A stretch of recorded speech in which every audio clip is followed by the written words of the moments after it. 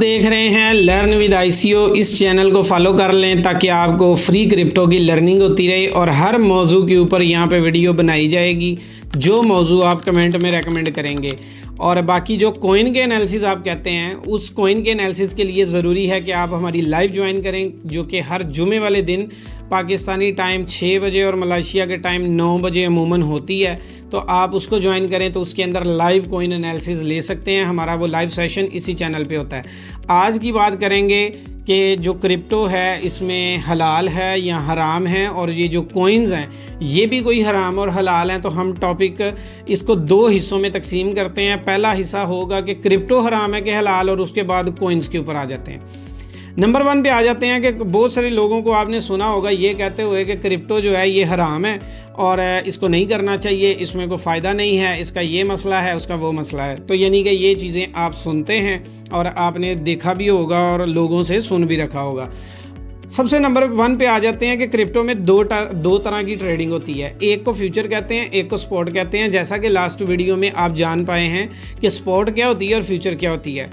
अब इस्लाम के कॉन्सेप्ट में मैं कोई मुफ्ती आलम तो नहीं हूँ, लेकिन जितना अल्लाह ने मुझे नॉलेज दिया हुआ है मैं उसके बिहाफ पे आपको बताता हूँ, और इसकी स्टडी आप खुद भी कर सकते हैं। और क्योंकि अल्लाह ने हर इंसान को इतनी अकल शऊर दिया हुआ है कि वो कुरान मजीद में से भी देख सकता है, पढ़ सकता है, और किसी मुस्तनद जो हदीस होती हैं वहाँ से भी देख सकता है कि इस्लाम में जो हराम हलाल का कॉन्सेप्ट है वो है क्या। इस्लाम में जो हराम हलाल का कॉन्सेप्ट है वो ये है कि या तो पैसे से पैसा बने तो उसको सूद कहा जाता है, या कोई ऐसी चीज़ जो आपने कभी देखी नहीं है और आपने उसमें पैसा लगा के उसका प्रॉफिट हासिल कर लिया, या वो चीज़ होती है जिसमें आपको सूद या हराम जिसे कहा जाता है। मिसाल के तौर पे आपने बैंक में पैसा रख दिया, अब वो बैंक ने कहाँ पर लगाया कोई पता नहीं, लेकिन आपको उन्होंने ला के प्रॉफिट दे दिया। अब ना तो कोई चीज़ आपके सामने थी, ना बिज़नेस आपके सामने था, सिर्फ आपने पैसा रखा और पैसे पर पैसा बना लिया। तो इसको कहा जाता है जी ये सूद के ज़ुमरे में आता है और ये दौलत आपके ऊपर हराम होती है। नंबर 2 पे आ जाते हैं जब हम लोड लेते हैं या किसी से कोई कर्ज़ा लेते हैं। तो एक होता है कर्ज़ा हंसना और एक होता है कर्ज़ा बिल सूद, यानी कि सूद के साथ। अब आपने लिया था 1 लाख रुपया और उसका सूद हर महीने देना है 2000 रुपया। ये मैं एक मिसाल से दे रहा हूँ। अब आपने क्या किया कि आपने 2-2 हज़ार करके 1 साल के अंदर 1 लाख अपने पे चढ़ा लिया, जबकि वो कर्जा आप ना दे पाए तो आपके ऊपर सूद 4 लाख हो जाएगा और ओरिजिनल अमाउंट 1 लाख ही रहेगी। तो इसको कहते हैं, वो जो सूद की मद में आने वाला पैसा है उसको कहा जाता है कि वो सूद है और वो हराम है आपके ऊपर। अब इसी तरीके से अगर मिसाल ले लें कि कोई चीज़ है जो प्रोडक्ट कोई सेल करते हैं। इस्लाम में कॉन्सेप्ट ये है कि अगर आपके पास कोई चीज़ है जो आपने ख़रीदी है और ख़रीद के उसकी प्राइस बढ़ने पर सेल किया है, और वो जो सेल करके आपने प्रॉफिट लिया है वो प्रॉफिट आपके ऊपर जायज़ है और वो सूद के ज़ुमरे में नहीं आता। मिसाल ले लें, एक बंदे ने एक गाड़ी ख़रीदी है और वो 10 लाख की है। अब उसने वो गाड़ी ख़रीद के रख ली है, उसके कब्ज़े में आई है। मतलब मेन चीज़ तो इस्लाम में ये है कि कोई बिज़नेस जो आप करते हैं, जो प्रोडक्ट आप ख़रीदते हैं, वो आपके पास आपके कंट्रोल में होनी चाहिए। यानी कि पहले आप जब पैसा देते हैं तो वो चीज़ आपके कंट्रोल में आ जाए और आपकी हाकमियत उसके ऊपर होनी चाहिए। तो जैसे आप गाड़ी ख़रीदते हैं, उसके कागज़, उसके कोई प्रॉपर्टी ख़रीदते हैं, तो दोनों चीज़ें आप अपने कब्ज़े में कर लेते हैं, अपने नाम करवा लेते हैं। उसके बाद वो उसकी कीमत देखते हैं, कुछ दिन के बाद वो कीमत डाउन जा रही है, तो अगर आप उसे सेल कर देते हैं तो आपका लॉस हो जाता है, क्योंकि आपने 10 लाख की ली थी, मार्केट प्राइस 8 लाख थी, तो आपने 8 लाख पे बेच दी, प्रॉपर्टी की कीमत गिरी, आपने बेच दी, या आपको कोई ज़रूरत पड़ गई तो आपने नुकसान करके बेच लिया। तो यहाँ पे ये है कि ये लॉस हो गया। और जिसमें नुकसान होता है, इस्लाम में बिज़नेस भी वही होता है, सिर्फ प्रॉफिट हो, ये बिज़नेस नहीं होता। अब अगर वो गाड़ी की कीमत बढ़ गई, प्रॉपर्टी की कीमत बढ़ गई, तो आपने सेल कर दी, तो आपने प्रॉफिट बनाया, तो वो प्रॉफिट आपके ऊपर सूद नहीं है, वो प्रॉफिट आपके ऊपर हराम नहीं है। अब आ जाओ क्रिप्टो के अंदर भी क्या सीन है। क्रिप्टो के अंदर कहानी ये है कि जो कॉइन्स होते हैं वो डिफरेंट टाइप्स के हैं। आप जब पैसा देते हैं तो उसके बदले में स्पॉट ट्रेडिंग जो है ये हराम के ज़ुमरे में नहीं आती, जबकि जो फ्यूचर ट्रेड है ये आती है। अब मैं उसका दोनों का मुआवजा कर देता हूँ। स्पॉट ट्रेडिंग के अंदर क्या होता है कि आप आते हैं, आप अपना एक्सचेंज पे एक अकाउंट बनाते हैं, उसके अंदर पैसा डालते हैं और पैसे से अपनी मर्ज़ी के 2, 4, 6, 10, 12 जितने भी कॉइन आप ख़रीद सकते हैं, जितना आपका फ़ंड है, आप उतने पैसे से ये चीज़ ख़रीदते हैं। मिसाल के तौर पे हम आए, हमने आगे शिब कॉइन ख़रीद लिया, हमने आगे ADA में ख़रीद लिया, हमने आगे डॉट को ख़रीद लिया।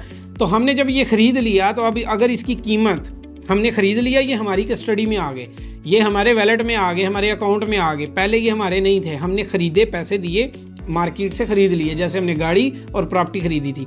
अब ये हमने ख़रीद लिए, और जब हमने ख़रीद लिए तो उसके बाद क्या है, इनकी कीमत हमारे कंट्रोल में नहीं है, वो मार्केट के कंट्रोल में, चीज़ हमारे पास आ गई है। मैंने $100 दिया, मैंने कॉइन ले लिए ADA डॉट, 2 मेरे पास आ गए। अब कल को इनकी कीमत चली जाती है, मैंने ख़रीदे $4 के, इनकी कीमत हो गई $12 या $8 या $9। तो आपको जो $4 से ऊपर आने वाली अमाउंट है वो आपका प्रॉफिट है, क्योंकि आपने एक चीज़ को ख़रीदा था और अब उसकी कीमत बढ़ गई है। तो कंट्रोल तब भी आपके पास है, आप चाहें तो उसे सेल करें, आप चाहें तो ना सेल करें। अगर आप सेल कर देते हैं तो जो प्रॉफिट आपके पास आएगा वो प्रॉफिट है आपका, और वो एक सॉलिड प्रॉफिट है, क्योंकि आपने एक असासा ख़रीदा था। इसी तरीके से दूसरे नंबर पे आ जाते हैं कि अगर आपने वही कॉइन $4 का ख़रीदा और वो 2 का हो जाता है और आप 2 का ही बेच देते हैं, तो आपको जो ऊपर $2 की अमाउंट थी वो लॉस हो गया, यानी $50 हो गए थे आपके, 100 के 50 रह गए थे। आपने होल्ड नहीं किया, आपने बेच दिया, आपका लॉस हो गया, मार्केट से बाहर हो गए। जैसे आप कोई घर ख़रीदते हैं 10 लाख का, वो उसकी कीमत 8 लाख हो गई है, तो अब 8 लाख होने के बाद अगर आप बेच देते हैं तो आपने 2 लाख लॉस किया। सेम लाइक क्रिप्टो के अंदर भी ऐसा ही है। और अगर आपने बढ़ने पर बेच दिया 2 लाख तो प्रॉफिट है, तो वो क्रिप्टो में भी ऐसा ही है कि आप आएंगे, आप ख़रीदेंगे और ये प्रोडक्ट आपके कब्ज़े में होगी, आपकी मर्ज़ी है, बेचो ना बेचो, ये आपके ऊपर है। अब आ जाओ दूसरे नंबर पे, वो आता है कि लोग कहते हैं कि कॉइन जो होते हैं ये भी हराम होते हैं। तो कॉइन को हराम इसलिए कहा जाता है जी उसका यूज़ केस नहीं है। अच्छा जी, उसका ऑनर जो है वो पैसा जुए में लगा देता है। बहुत सारे लोग कहते हैं जी ओम कॉइन जो है ये हराम है, शिब कॉइन हराम है, पेपे हराम है। क्योंकि जी इसका जो ऑनर है, इसका जो पैसा है वो कसिनो में जाके लगा देता है। वो जो पैसा है इस कॉइन से बचता वो जाके यहूदियों को दे देता है। चलो जी, एक बात ये भी समझ आ गई कि लोग ये भी कहते हैं।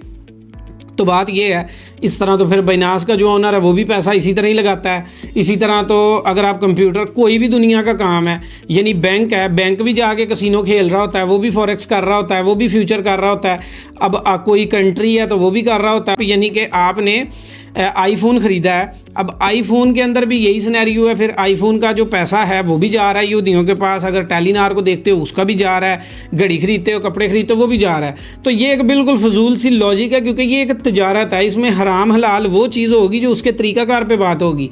अब कुछ लोग हैं जी कॉइन हराम है लेकिन बाइनास हलाल है, तो ये कॉन्सेप्ट मुझे तो नहीं समझ आता कि एक चीज़ हलाल है तो वो यानी एक कॉइन का ओनर अगर किसी गलत जगह पे पैसे लगाए तो वो तो हराम है, लेकिन एक्सचेंज वाला लगा ले तो हलाल है, क्योंकि हमें फ़ायदा हो रहा है वहाँ से। तो इस तरह नहीं होता। और बाकी क्रिप्टो स्पॉट ट्रेडिंग हलाल है, और ये मलेशिया मुस्लिम कंट्री है, इंडोनेशिया मुस्लिम कंट्री है, तुर्की मुस्लिम कंट्री है। पूरी दुनिया के जितने भी मुसलमान मुल्क हैं ना, वहाँ पर क्रिप्टो को हलाल ही माना जाता है।